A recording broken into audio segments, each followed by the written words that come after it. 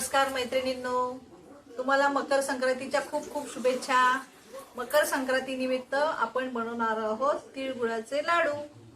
आता आपण बघूया साहित्य। जे मी 1 किलो तीळ घेतलेले आहेत, अर्धा किलो शेंगदाणे चांगले खरपूस भाजून घेतलेले आहेत हे असे मंद आचेवर, आणि इथे गुळ घेतलेला आहे 800 ग्रॅम, आणि इथे वेलदोड्याची पावडर आणि जायफळाची पावडर करून घेतलेली आहे। आता आपण तीळ भाजून घेऊ चांगले खरपूस। चला, इथे मंद आचेवर आपण तीळ भाजून घेणार आहोत मस्त।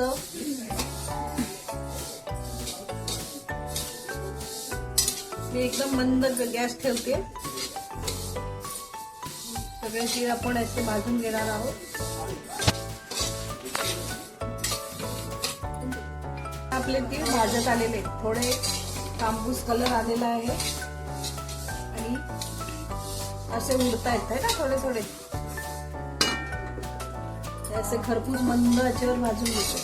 अशा प्रकारे भाजून घ्यायचे म्हणजे लाडू आपले मस्त खुसखुशीत होतात।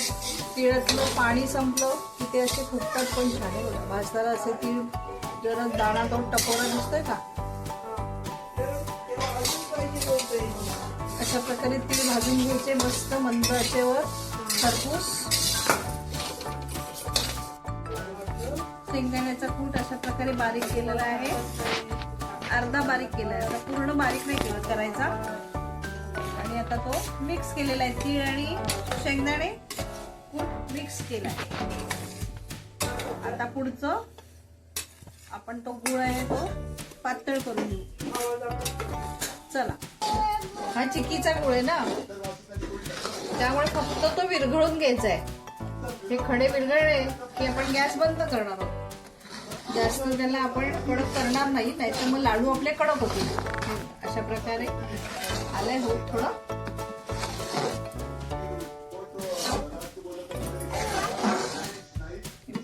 आता बऱ्यापैकी गुळाचे खडे विरघळलेले आहेत आणि आता गुळाला बबल्स आले, हे बघा छोटे छोटे बबल्स दिसतात।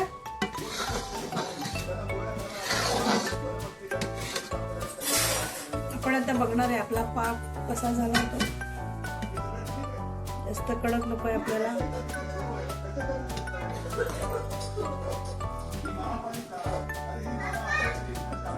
असा गुळ नरम लागला की आपला पाक झालाय म्हणून समजायचं। आता आपण हे काय टाकणार आहोत, वेलची पावडर।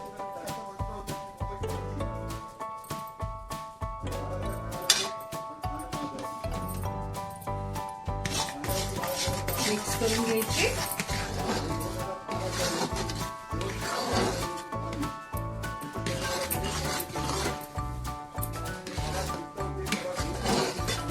आता आपण ह्याच्यात टाकणार आपला बनवलेलं सारण। बऱ्यापैकी आपलं हे झालेलं आहे। आता आपण याच्यात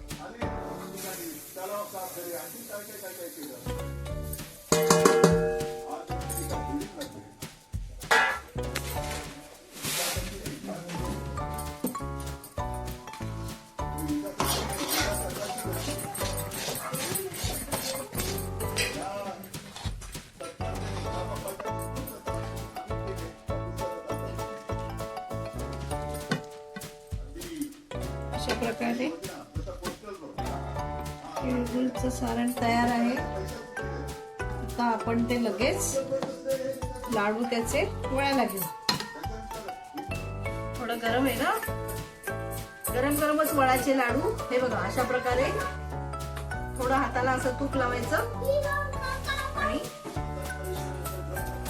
पटापट पटापट लाडू वळतात। हे बघा कसे। आता आम्ही पटापट पटापट लाडू वळून घेतो।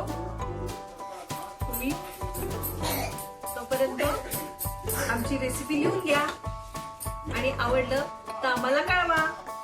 आमच्या व्हिडिओला लाईक करा, शेअर करा। हे आपण पाहू शकता।